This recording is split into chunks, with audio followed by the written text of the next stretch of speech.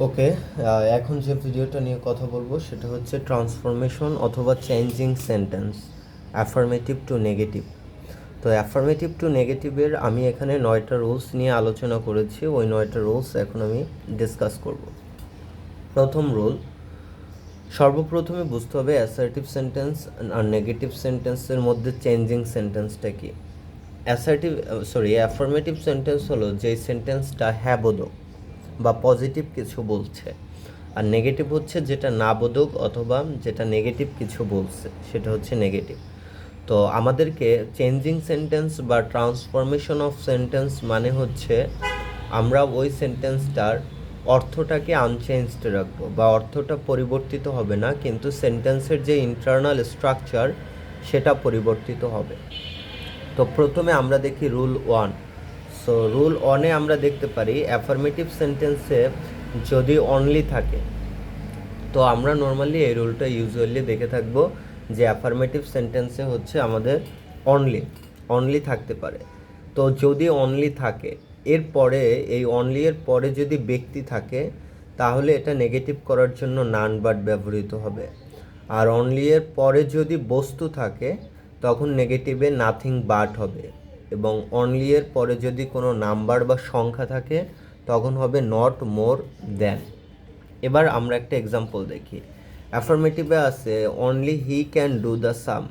তার মানে এই অনলিটা আছে অ্যাফার্মেটিভ সেন্টেন্সে এবং এর পরে আছে হি মানে হচ্ছে ব্যক্তিবাচক। তো এজন্য অনলি এর পরিবর্তে এখানে নান বাট হয়েছে, none but he can do the same, বাকিটা ঠিক থাকবে। তারপরে Tamim has only a few books. Okay, তো এই যে ফিউ বুকস, এটাকে আমরা দুইটা ভাবে করতে পারি। এর মধ্যে একটা হচ্ছে এ ফিউ দ্বারা এখানে নাম্বার বুঝিয়েছে, তো এজন্য তামিম হ্যাজ এই অনলি এর পরে যেহেতু সংখ্যা বুঝিয়েছে, এজন্য এসেছে নট মোর দ্যান, তারপরে এসেছে বাকিটা এ ফিউ বুকস। লাস্টেরটা হচ্ছে he has only a pen. তার মানে এখানে অনলি আছে এবং এরপরে আছে এ পেন, পেনটা হচ্ছে বস্তুবাচক, এজন্য অনলি এর পরিবর্তে হবে নাথিং বাট। ওকে, এরপরে হচ্ছে আমরা 2 নম্বর রুলটাতে যাব। আমাদের 2 নম্বর রুলটা হচ্ছে অ্যাফার্মেটিভ সেন্টেন্সে মাস্ট থাকলে নেগেটিভ করার সময় মাস্টের পরিবর্তে ক্যান নট বাট বসে। Okay, I must do the work, এটা নেগেটিভ হবে কি, মাস্টের পরিবর্তে হবে can not but. I can not but, তারপর হবে ডু দ্য ওয়ার্ক। তার মানে যদি অ্যাফার্মেটিভে মাস্ট থাকে, এর পরিবর্তে নেগেটিভে শুধু ক্যান নট বাট বসালেই হবে। এরপর হচ্ছে রুল নাম্বার 3, এভরি বা অল যুক্ত বাক্যকে নেগেটিভ করতে হলে এভরি বা অলের পরিবর্তে দেয়ার ইজ নো হবে, প্লাস এভরি বা অলের পরের নাউনটা বসবে, প্লাস বাট, প্লাস সেন্টেন্সের বাকি অংশ। তো আমরা এক্সারসাইজটা থেকে দেখে নেই। Every king has a crown, মানে প্রত্যেক রাজারই একটা ক্রাউন আছে। তো এভরি এর পরিবর্তে দেয়ার ইজ নো কিং, এই যে এভরি এর পরিবর্তে দেয়ার ইজ নো, এরপরে এভরি এর পরে যে নাউনটা কিং, এই নাউনটা আবার বসছে কিং। তারপরে এসেছে বাট এই নাউনের পরে, তো বাটের পরে বাকি যে অংশটা হ্যাজ এ ক্রাউন, এখানে হ্যাজ এ ক্রাউন বসে গেছে। এরপরে আমরা কথা বলবো রুল নাম্বার 4 নিয়ে। ওকে, 4 নম্বর রুলে বলেছে যদি অ্যাজ সুন অ্যাজ থাকে অ্যাফার্মেটিভ সেন্টেন্সে, তাহলে তাকে আমরা কিভাবে নেগেটিভ করব।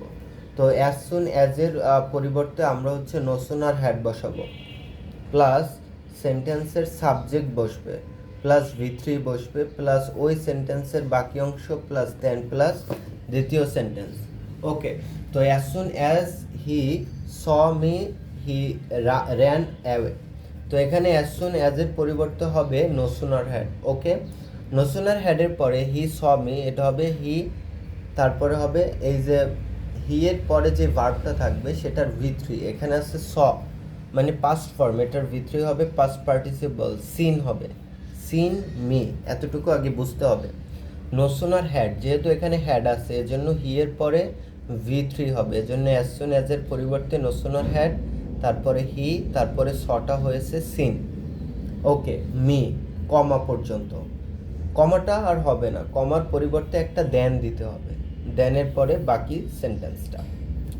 ওকে, এরপরে আমরা রুল নাম্বার 5 নিয়ে কথা বলবো। রুল নাম্বার 5-এ বলেছে যদি কোনো রুলসের মধ্যে না থাকে, অর্থাৎ আমরা যে 9টা রুলস নিয়ে কথা বলবো বা 8টা রুলস নিয়ে কথা বলবো, যদি এরকম না থাকে তখন আমরা অ্যাফার্মেটিভ সেন্টেন্সটাকে কিভাবে নেগেটিভ করব। তো সেক্ষেত্রে আমরা দেখব যে ওই অ্যাসার্টিভ সেন্টেন্সের কিওয়ার্ডটার নেগেটিভ কোনো বা অপোজিট কোনো ওয়ার্ড আছে কিনা। সাজ্জাদ ইজ অনেস্ট, তো এক্ষেত্রে হবে সাজ্জাদ অনেস্টের নেগেটিভ হচ্ছে ডিসঅনেস্ট। তো এটার একটা অপোজিট ওয়ার্ড নিব, সাথে সাথে এই সেন্টেন্সটাকে আমরা নেগেটিভ করে দেব। এখানে ইজ আছে, ইজটাকে আমরা করব ইজ নট, তাহলে হবে সাজ্জাদ ইজ নট অনেস্টটা হয়ে যাবে dishonest.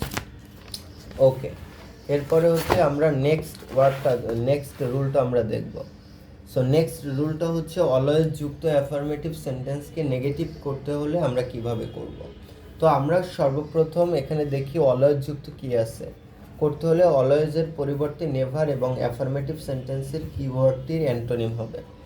I always remember you, এখানে হচ্ছে অলওয়েজের পরিবর্তে নেভার, এবং এই যে কিওয়ার্ড এই সেন্টেন্স হচ্ছে রিমেম্বার মানে স্মরণ করা, এইটার অপোজিট হচ্ছে ফরগেট। তো আই নেভার ফরগেট ইউ।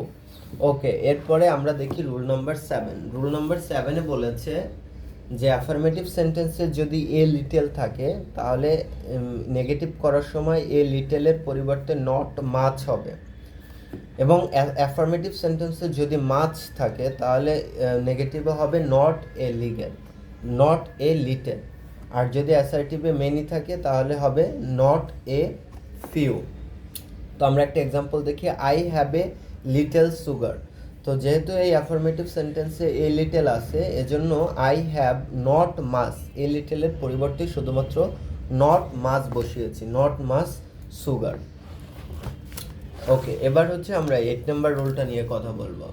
8 নম্বর রুলে বলেছে টু যুক্ত অ্যাফার্মেটিভ সেন্টেন্সকে নেগেটিভ করার ক্ষেত্রে সো দ্যাট ব্যবহৃত হয়। প্রেজেন্ট টেন্সে ক্যান নট। ওকে, যখন আমরা এই রুলটা দেখব টু সেক্ষেত্রে আমাদের সো দ্যাট বসাতে হবে। তো আমরা এক্সাম্পল থেকে এটার এক্সপ্লানেশনে আসি। He is to weak, sorry এখানে হবে to walk, WALK, to week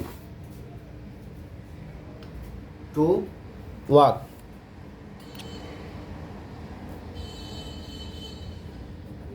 ওকে, এটার অর্থ হচ্ছে সে এতই দুর্বল যে সে হাঁটতে পারে না। আচ্ছা, সেক্ষেত্রে আমরা এটাকে কিভাবে করব। হি ইজ, এই টু এর পরিবর্তে হবে সো, তারপরে যে অ্যাডজেক্টিভটা উইক, আর এই পরের যে টু তার পরিবর্তে দ্যাট। এতটুকু হচ্ছে আমাদের রুল থেকে কভার করতে হবে, যে আমরা প্রথম টু এর বদলে সো, তারপরে টু এর বদলে দ্যাট। ওকে, এর পরের পার্টটা আমরা কিভাবে করব। পরের পার্টটা করব, এখানকার যে সাবজেক্ট হি তাকে আমরা নিলাম হি। এরপরে এখানে যেহেতু ইজ আছে তার মানে এই সেন্টেন্সটা আছে প্রেজেন্ট টেন্সে। তো যখন প্রেজেন্ট টেন্সে থাকবে তখন হবে ক্যান নট, আর যখন হচ্ছে পাস্ট টেন্সে থাকবে, যদি এখানে হি ওয়াজ থাকতো তাহলে হতো হি কুড, নট তারপরে হচ্ছে ওয়াক। তো আশা করি এটা বুঝতে পেরেছো। এরপরে রুল নাম্বার 9 হচ্ছে যদি অ্যাস থাকে তখন আমরা কিভাবে করব। নিশা and Noha R as intelligent as সাফা। ওকে, তাহলে নিশা অ্যান্ড নোহা আর এই প্রথম অ্যাজের পরিবর্তে আমরা বসাবো নট লেস, আর পরের অ্যাজের পরিবর্তে আমরা বসাবো দেন। তাহলে হবে Nisha and Noha are not less intelligent than Safa. তার মানে এই যে প্রথম অ্যাজের পরিবর্তে আমরা নট লেস বসিয়েছি এবং পরের অ্যাজের পরিবর্তে আমরা দেন বসিয়েছি। ওকে, থ্যাংক ইউ।